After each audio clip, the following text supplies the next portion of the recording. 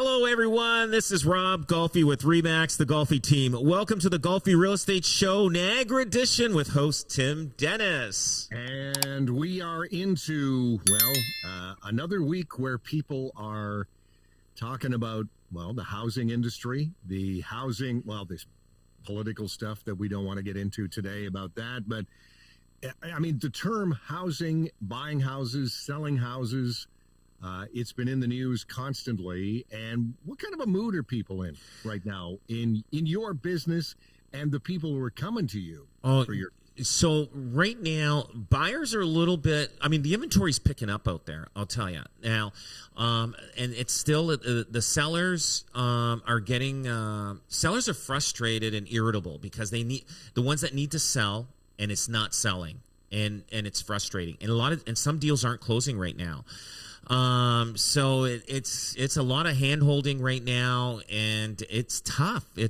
And I get it. Like, this is one of the biggest investments that they have, that people have, and whether they're buying or selling, but the sellers right now are very irritable, especially the ones that need to sell, and a lot of inventory is happening. So, I did a check in the first 21 days of sales that are happening this month versus last month in the first 21 days. So in Niagara Falls, in the first 21 days of September versus August, we're down 27% in unit sales. It's like we're not matching, August sales. And St. Catharines is down 23%.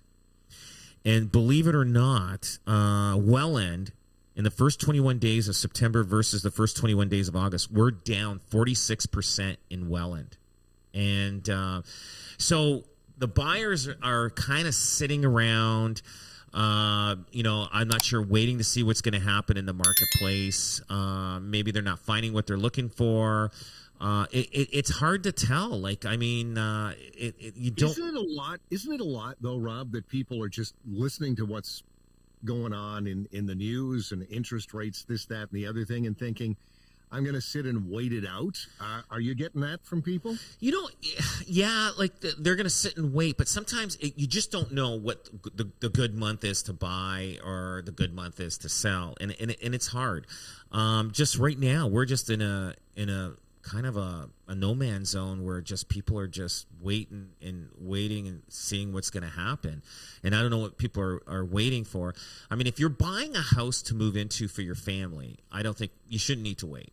Just buy it, move in, and time will heal, because meaning that time will heal. Time will this house will be appreciated in 2 to 5 years or 10 years. In 10 years, like I always say, house prices double. So that's not a problem. Investors, they're being cautionly, but they're buying, but they just got to find the right cash flow. So no, I did an inventory check. So, and I sent that to you. So in St. Catharines, I went back from November, December last year.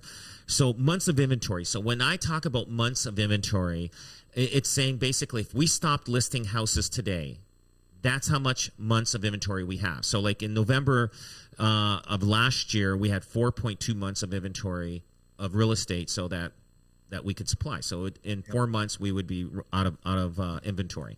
So right now in St. Catharines, as of August, there was 3 months of inventory. So it's kind of climbing up a bit. Now, September is not over yet. It's hard to gauge. Over here, it says it's 6.7 months of inventory. And that'll get readjusted once the month's over. But unless this is the true number, 6.7 months of inventory, which is not good as a seller. Now, I'm gonna pass on to Niagara Lake. We're gonna get to that after. But the next one, Niagara Falls. August, they're at 5.2 months of inventory. And so it's climbing. So houses are kind of staying on the market for a long time. Now, September, so far, it says 11 months. But again, the month's not over. So we're just going to pass on that. Welland, months of inventory.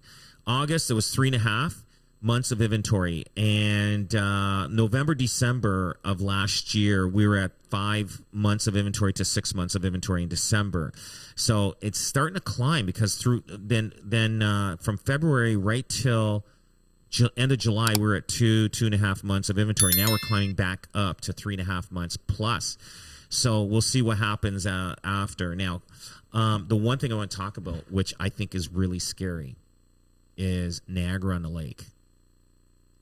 August, it shows 14.4 months of inventory. That means if Niagara on the Lake stopped putting houses up for sale, there's enough inventory for the next 14 months. It's insane. It's insane. Is it affordable, though, for people? Well, affordable or not, it's just showing that's how much, like, based on the average, how many houses that sell every month, there's enough inventory there that it could sustain 14 months. So why the difference in Niagara on the Lake? I don't know. Niagara on the Lake is a funny market. We've got houses up there for sale, and it's a funny market and it's hard to gauge what the values are, because 1 month a house could sell for let's say $1.5 million, and then the next month and the next 3 months the same house will not even sell. It'll sell for 1.3. Niagara Lake is probably one of the most frustrating markets for a realtor to work into, to find out what the market's like, and it's tough. It's tough. I'll tell you. People go to Niagara Lake, and what happens is, you get some people from Toronto or outside of Niagara Lake. They go to Niagara Lake. They say, "Oh, I love this town. It's beautiful. It's so cute. It's walk to downtown, and well, honey, I want to live here. We can walk along the downtown and go to all the different shops." But then they pay for that house, and then maybe it's too far for them to go to wherever they want to go, because it is almost a 15-minute drive from down, like, the old town Niagara Lake to the Queen Elizabeth Way almost, right? So that adds a lot of drive time. So sometimes people stay and some people leave, and they may end up selling that same house in some cases for less than what they paid for. And because to them at the time when they bought was great, but now different markets at different times.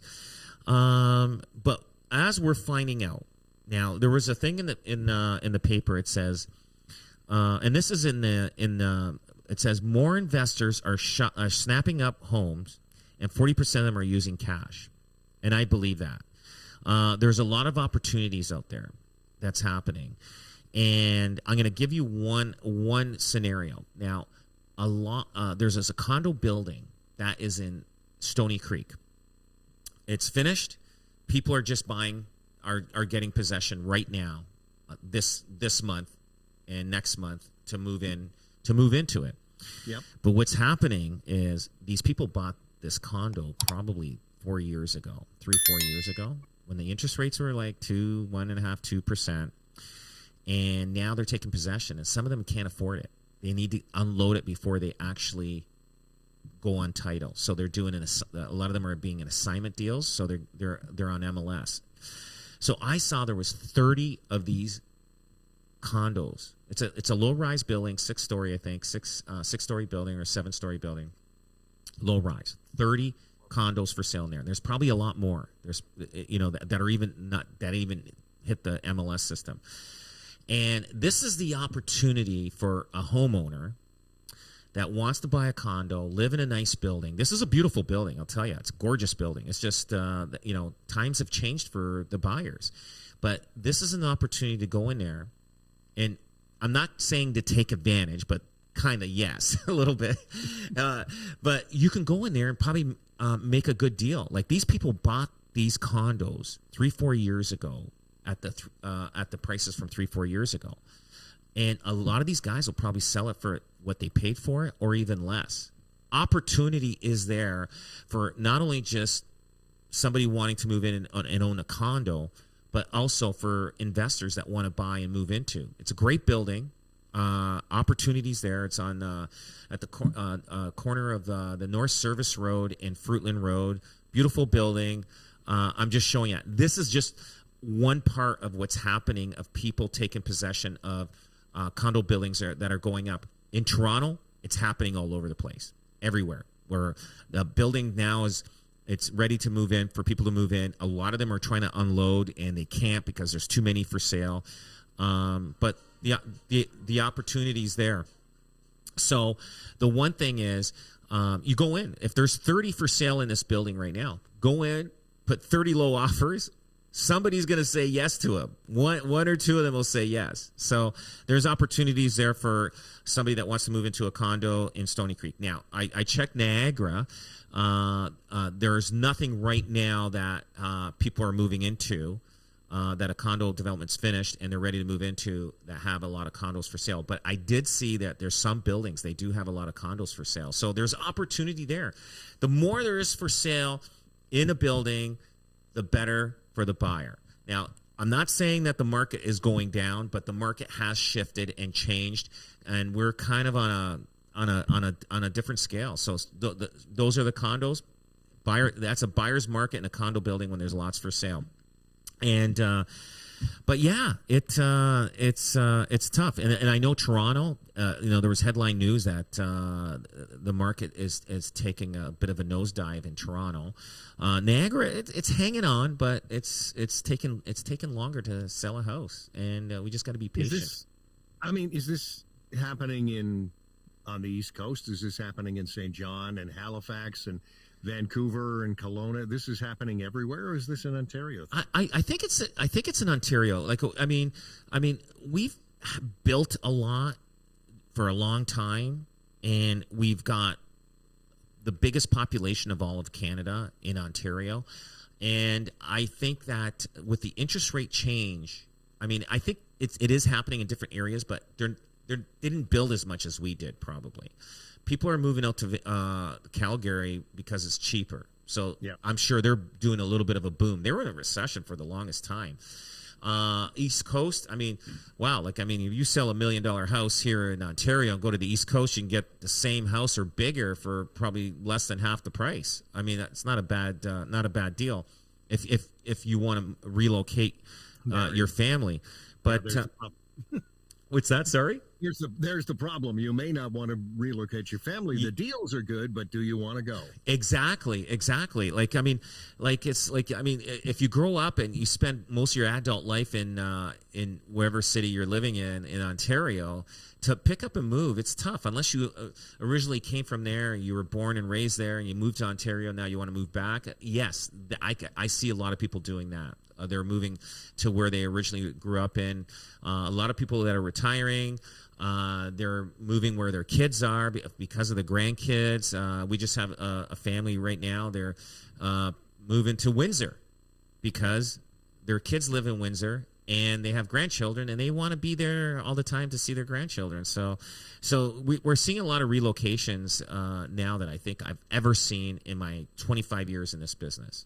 Relocations. So, here in Niagara, we've talked about some of the bad things, some of the challenging things. Who is the market better for right now? The buyer or the seller? If you're looking for a house, can this be a kind of a mixed blessing for you? If you're trying to sell, who's it better for right now?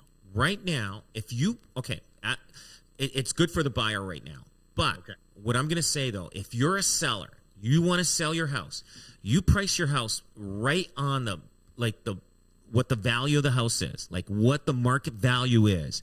You will sell it for full price or more and fast. Now, if you say you got a house that's, the agent says your house is worth $800,000, you should put it at $800,000, but the homeowner says I want to put it at $950. Guess what? You're going to be chasing the market, and you're going to end up getting less than the $800 because after over time you're going to reduce, and you're going to end up reducing less than $800 because now you just kind of stale dated your listing, and everybody knows about it. All the buyers that were looking at it at the time that you first listed, they don't want anything to do with it because now other houses came up for sale. Price it right on the nose. You will never, ever, ever undersell a house if you price it right. You'll never undersell it. No matter what the market is, whether it's a buyer's market or seller's market, you price it right on the nose. You will get full price or more. And we've been talking about good news, bad news, sellers versus home buyers. What's the market like? Now, the federal government and the Ontario government are continuing to do things to try and make the market a little bit more stable. And the federal government has decided to take the GST off of rental builds. What will that do, Rob? It will bring the builders to build. There's no doubt about it. It will. But the problem we have right now is the interest rates. It's kind of like, oh, okay, thank you for the opportunity, but a little bit late now. Like, it would have been nice if it was like 5-10 years ago, which they've been asking for a long time. So even if a developer right now says, I'm going to build a 200-unit apartment building, by the time he actually applies and builds it and everything, it could take 3-4 years. So it is a good thing, but guess what? It ain't going to be an immediate fix. It's a delayed fix, and so we're still going to be in a crisis where there's a shortage of rental homes, and rental homes are also going to be high priced until we catch up. And I don't think it's going to happen for at least another 10 years before that. There's apartment buildings being built everywhere, and each building may have, maybe 30 units empty. And then now the rentals are going to come down because everybody's the landlords are going to be fighting to get that tenant, so they're going to drop their rent. That's not in the foreseeable. I don't see that for 10 years. That's not going to happen for 10 years. But the GST, them with eliminating that for the builders to build. It's a good thing, but is it enough though, Rob? I mean, you talk to people who build all the time. Taking the GST off sounds like a good thing, okay, but is it enough of an incentive to get a builder off of his, or her collective keister and actually do it?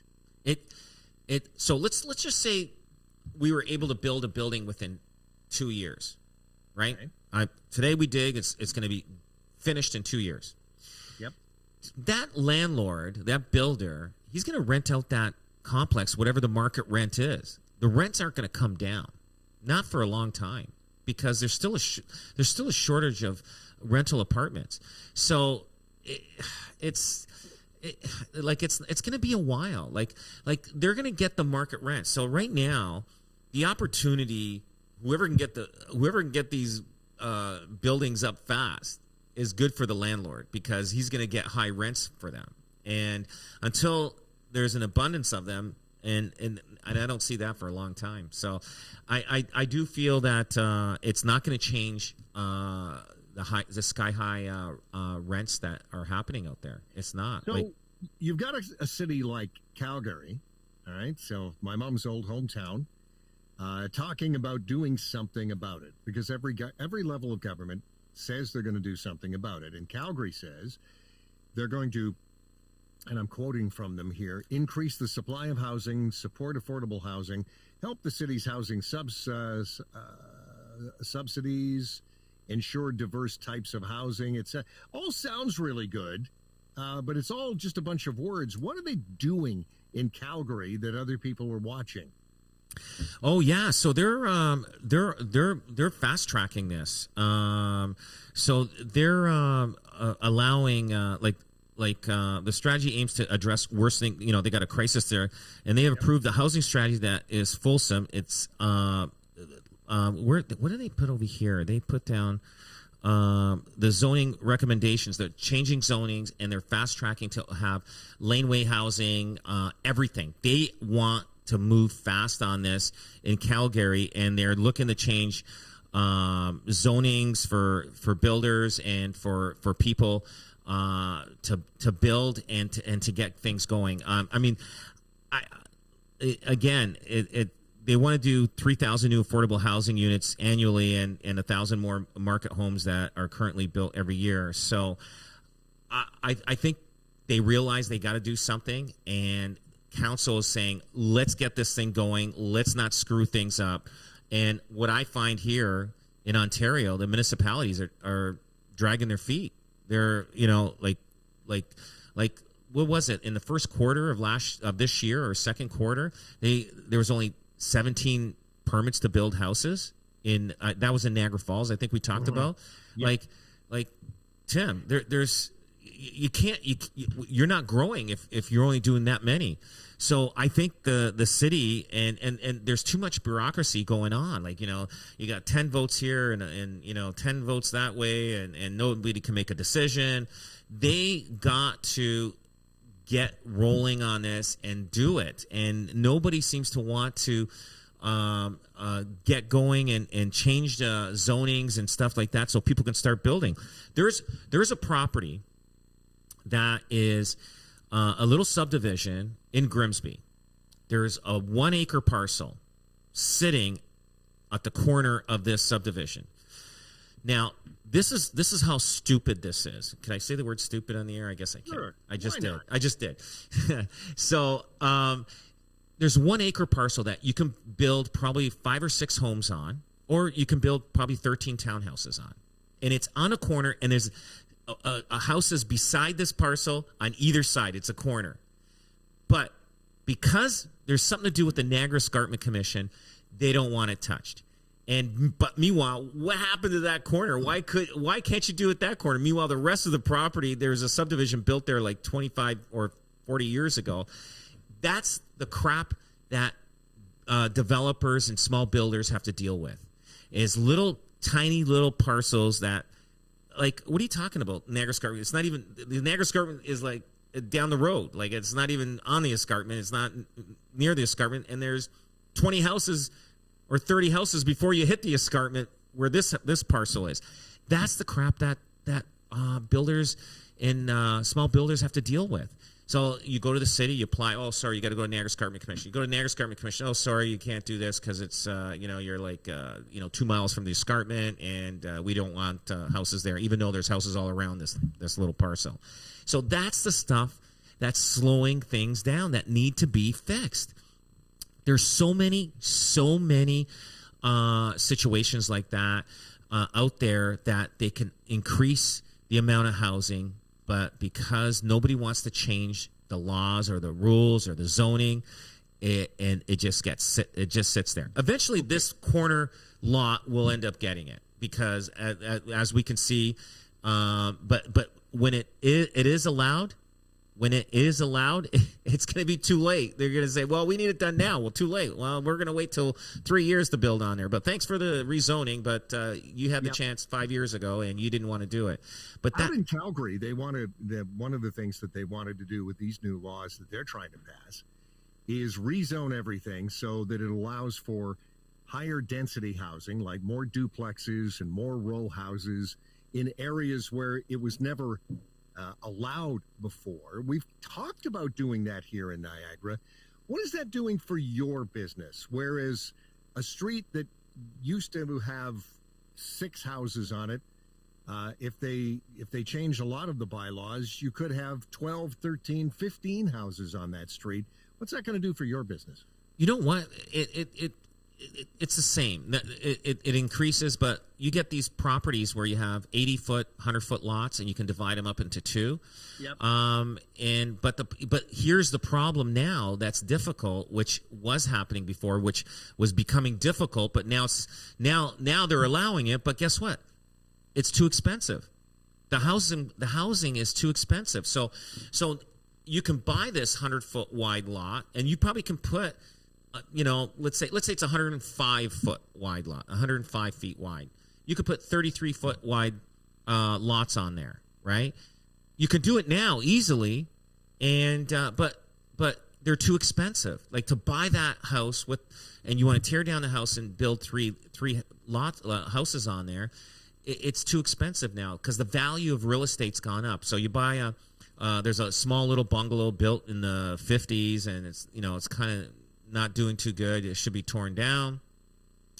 But even a crappy house is expensive. So a small builder that wants to divide that up into 2 can't afford to. And the housing cost has gone so much.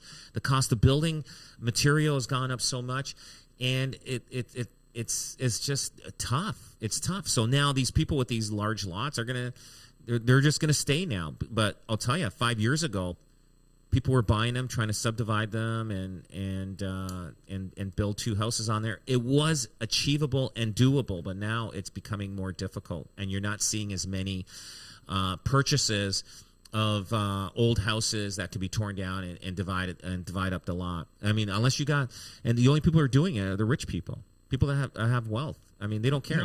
They have. We sat around the other day at the dinner table and we were talking about this at home, and we have 6 daughters, and most of them, it's 4 out of the 6 got into the housing market at the time that they could afford it.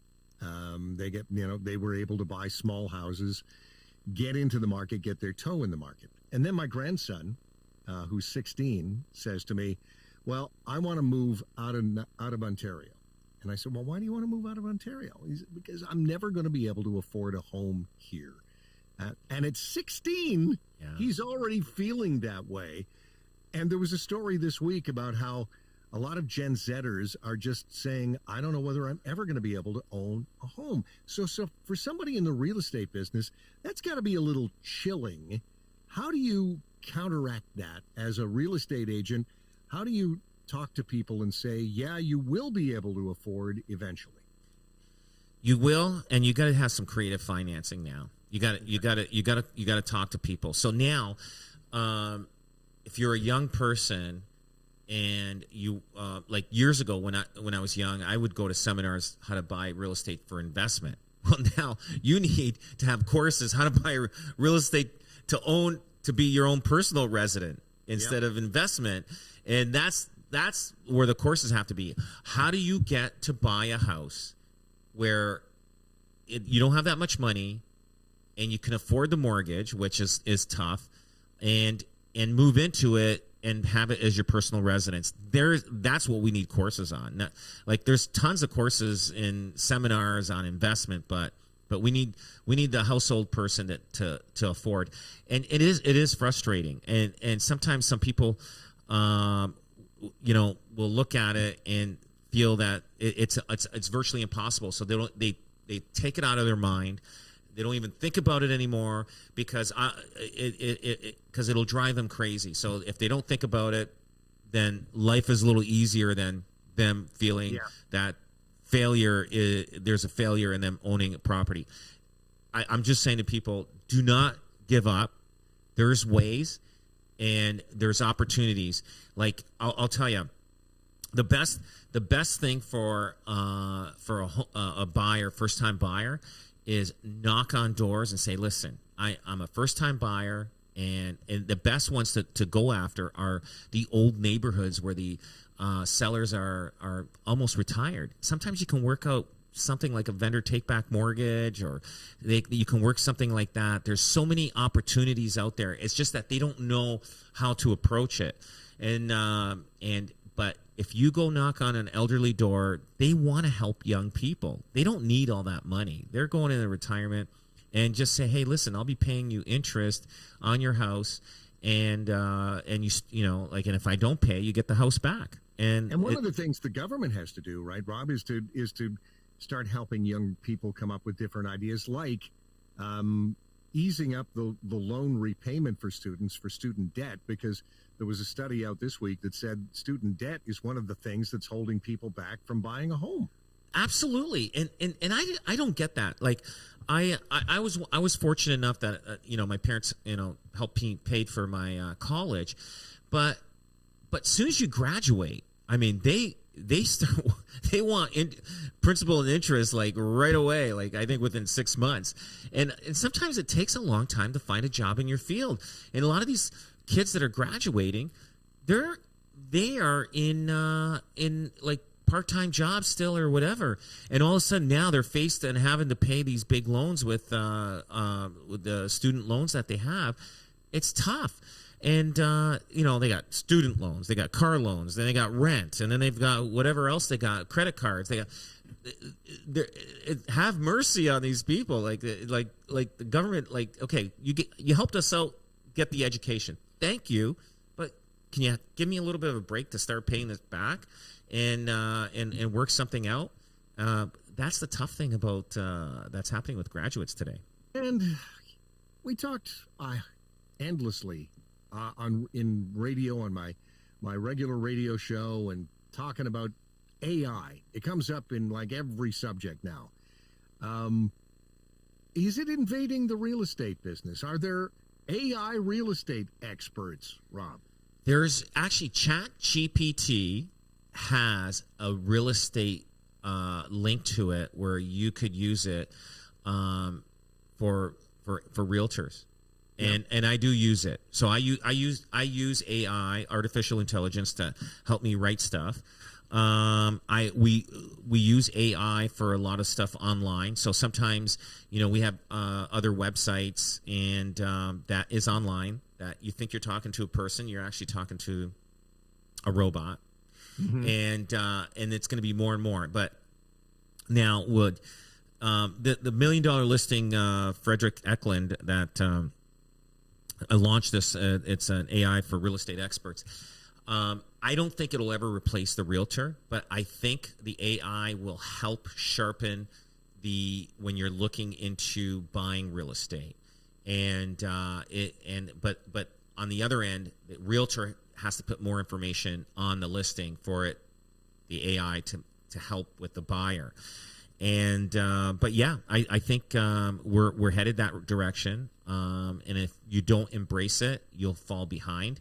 But I don't think it'll replace the realtor, because the realtor, when you're walking through a house and you're showing a client, AI is not going to see the little things that need to be fixed, or the artificial intelligence, or they're not going to see what you're buying is what you need. The one thing it will help is zero in on houses that you're particularly looking at. But here's the problem with this. Most buyers end up never buying the house that they describe to their realtor. So when they design this, I don't know, it could eliminate a house that they're looking for that is right for them, even though they didn't describe that house. So some people say, hey, we are looking for a bungalow, and it has to be this many bedrooms. It has to have a size lot like this. It has to have, and we can do that. We type it all in, and we can get that information. But that person that's looking for the bungalow sees this gorgeous backsplit. Wow, I love this backsplit. I'm going to buy the backsplit. And meanwhile, the backsplit was never on any of the searches. The homeowner happens to drive by. He loves the house on the outside. He goes in and he says, wow, I love this house. But you wanted a bungalow. Yeah, I know, but I love this house. And they end up buying the backsplit. So that's that's the one thing that eliminates a lot of things. And it happens all the time. And any realtor that's listening to me right now on the radio is going, yes, I know, I get you. It happens. But, and the buyers are always not, they always end up buying something totally different than what they describe to their realtor. So AI could be too efficient and could zero in what they're looking for, but the property that they really like is maybe next door, and it gets missed. So, but you know what? It will help efficiency and speed, productivity, streamline the process, just like I was saying. Negative, slow adoption, need for access data, avoiding becoming featured. Like this artificial intelligence is good to a certain point, and then after that, you still need human interaction. When you need to talk to somebody who knows the neighborhood and is adaptable and can give you all the information about, this neighborhood has such and such, this neighborhood doesn't. And sometimes you don't get that from AI. You need the personal approach. You do. Now, if the realtor uses AI to help you with maybe certain neighborhoods, to get the information, that's perfect, because a lot of times realtors know more than anything else. Like, I know neighborhoods where there's houses that are sinking in certain areas, and so if I'm selling a house, I would tell my client, I don't think I would advise to move into this neighborhood because there's been a prone of houses sinking. Wasn't there, for instance, look at I think it was Kitchener-Waterloo area, Tim, and you remember this.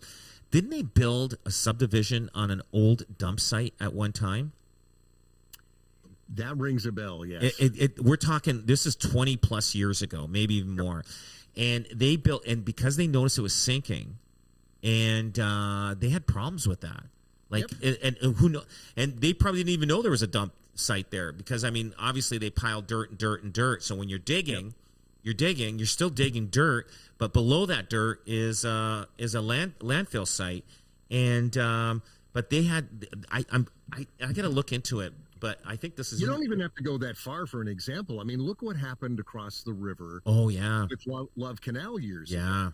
Yeah, and they're selling homes over there on what used to be Love Canal, and we've got great deals. We've got fabulous deals. Yet, unless you have an agent who knew the area and knows what the history of the place was, you wouldn't know what was there before. Yeah. I mean, isn't that whole area fenced off right now? Parts of it are for sale. Oh, is it? So people are starting to move back there. Just don't bathe in the water or drink the water, then you're okay. So. Oh yeah, exactly. And that's the scary part. I mean, there are areas that are still fenced off, but there are whole big areas around it that have been for sale for a little while. Yeah, and like something like that, like, and so when you start hearing the beginnings of that, and myself as a realtor, if I start hearing the beginnings of that, I would tell my clients, look, I would probably stay away from this, because there's been already articles and stuff that the water is contaminated here just because of the plant that was nearby. And then what you got to do is you got to disclose, say, hey, listen, you still want to buy it? Okay, no problem, you can buy it, but but we're not warranting anything here. And I think a lot of those people that did own homes, I think they did get paid out, but they probably didn't get paid out at full value. But they kind of I don't know the whole circumstances of there, but I know they had to fence off the whole area, and people got sick, very sick. Babies were born deformed, and cancer, everything else. It was really bad, and I know the company had to pay out a lot of money to those people, but again, a realtor that lives and works in the area say, stay away from there, stay away, and all right, let me put a map in front of you right now, and there are people listening to the show every week who are thinking of dipping their toe into the real estate market. And we haven't done this in a few months, I don't think. A map of Niagara. I'm looking at getting a good deal on a home. What part of the map should I be looking at right now? What's hot in Niagara? What's not in Niagara, Rob Golfi? It's all over. Fort Erie, Welland right now, I think you can make some serious good deals buying a house out there. They're not selling as fast as they used to be. Welland and Fort Erie are getting back to what it was before COVID, and it wasn't the primary first place that people would look. It was the secondary, third. If they couldn't afford Niagara Falls, St. Catharines, they would say, okay, let's check out Welland. I know it's not our first choice, but I mean, let's start off there, and then we can move into Niagara Falls, St. Catharines, or wherever. Same thing in Fort Erie. Fort Erie, I mean, that's a hell of a drive from Niagara Falls to Fort Erie. That especially in the wintertime, they get whiteouts on that stretch of highway there. Yep. I've been on that, and I thought I was going to go off the road one time with black ice. But I would say there's opportunities everywhere.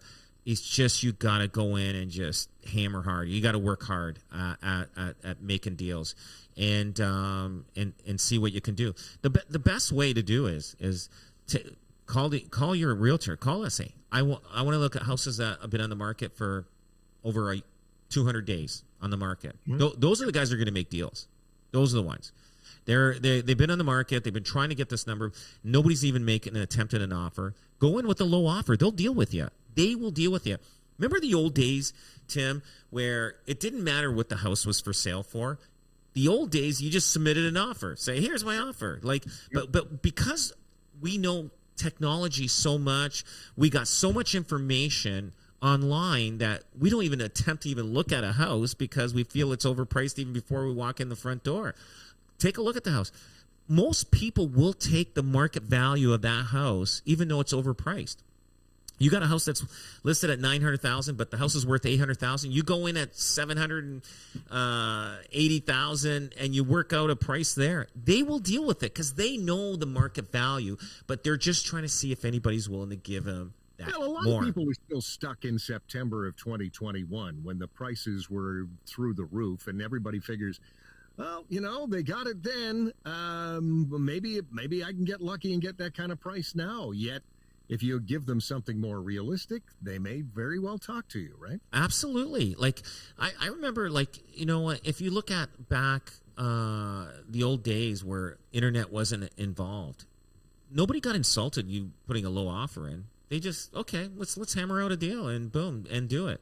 There was no, really, the public knows what the neighbor sold for, what the guy around the block sold for, and everybody. And now it's just, we have too much technology. That's why it's making tougher to sell real estate.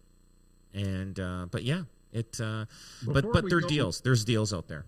Before we go too much further, I want you to tell everybody about what's coming up October 4th. In Burlington at the Performing Arts Center that you want to tell people about. This is for realtors. We have an event happening. It's about 2.5 hours long. It's opportunity. This is for realtors, any realtors listening. It's called wininanymarketevent.com. So if you go there, wininanymarketevent.com. And we actually have a lady from Montreal, #1 followed real estate agent on social media. She's got 2.8 million followers.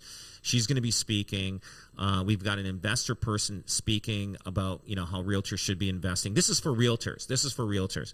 And then also myself, my broker, and a mortgage specialist, mortgage broker, will be on a panel answering questions on to anybody out there that have questions, and we also have our own questions that we can answer to that.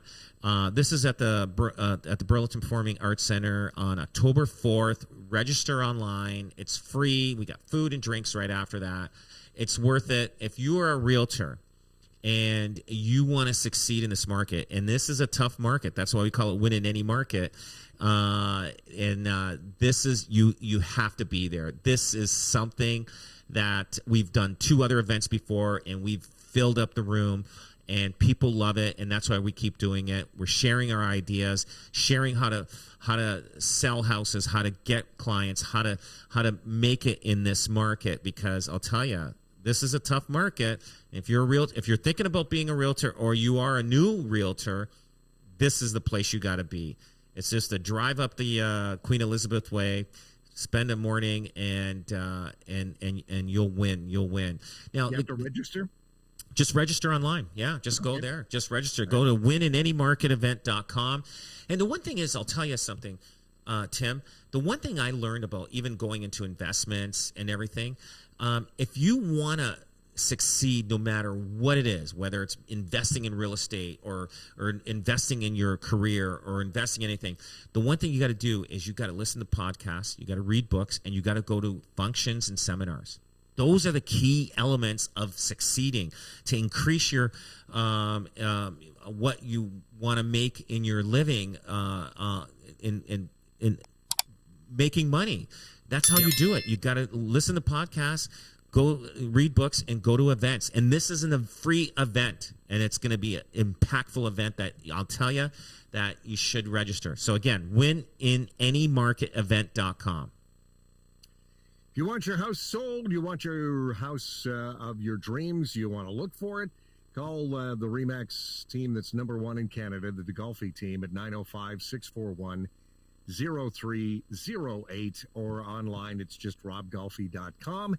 And if you're more of a listening person than a reading person, just be watching for this podcast anywhere you can get your podcasts, on iTunes or Google Podcast or whatever. Just Golfi Real Estate Show. Just search it out. Otherwise, we'll see you next week on this edition of the show. Rob, thanks a lot. Thank you. Have a great weekend. See you next time on the Golfi Real Estate Show.